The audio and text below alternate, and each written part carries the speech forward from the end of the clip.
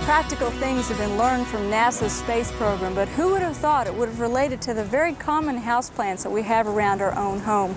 Well, over the years, Dr. Bill Wolverton, who used to be with NASA, has done a lot of work of how to clean up air and water in space missions. And he started out experimenting with different plants and channeling air and water through them to see how those plants could effectively clean up the air and water on board in space missions. And what has come out of that is some very practical applications for our homes and large office spaces.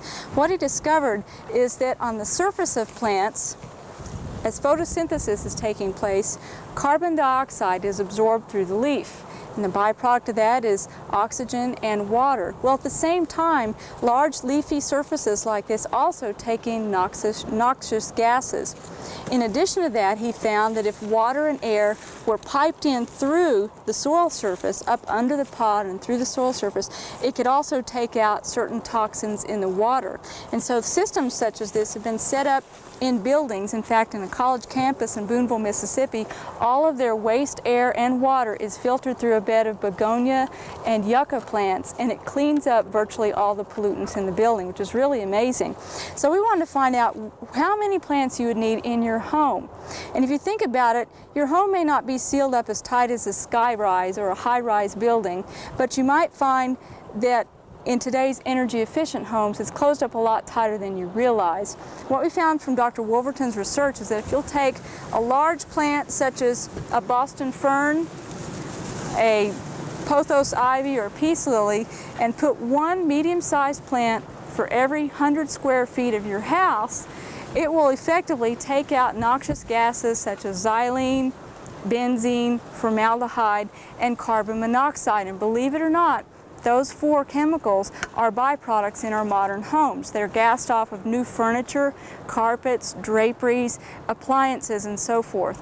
And so if you have a 1,500 square foot house, if you'll put out about 15 houseplants, and that may sound like a jungle in your house, but if you just have a few houseplants in each room, that should be enough to effectively clean up the air. Some other work Dr. Wolverton found is that the various fungal spores in the house are also kept to a minimum if you have a lot of houseplants around, so you might try that.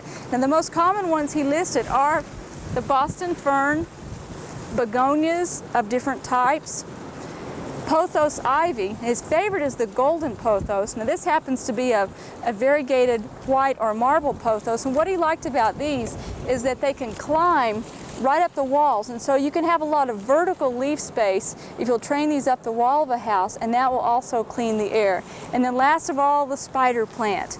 Now, a plant like this with fairly narrow leaves is not going to be as efficient at gas exchange and won't clean the air as quickly as something like a large wide-leaf peace lily, but it's certainly something you might want to try in your home. Last of all, it is springtime. If you're thinking about moving houseplants outdoors and don't want them in the house during the summertime, be sure to do it gradually. They can sunburn. They've been indoors where it's much, much lower light intensity than outside. They don't have this doggone wind blowing over them. So make sure that they're in a large enough pot to provide a reservoir in soil for moisture, and make sure that you have them in deep shade the first couple of days, and over a period of a week or two, gradually expose them to brighter and brighter sunlight. Well, hopefully you'll try to increase the number of houseplants in your home and keep that air clean.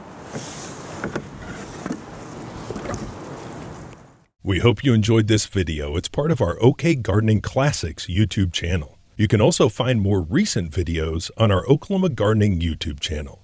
And join us on social media for great gardening tips, photos, and discussion.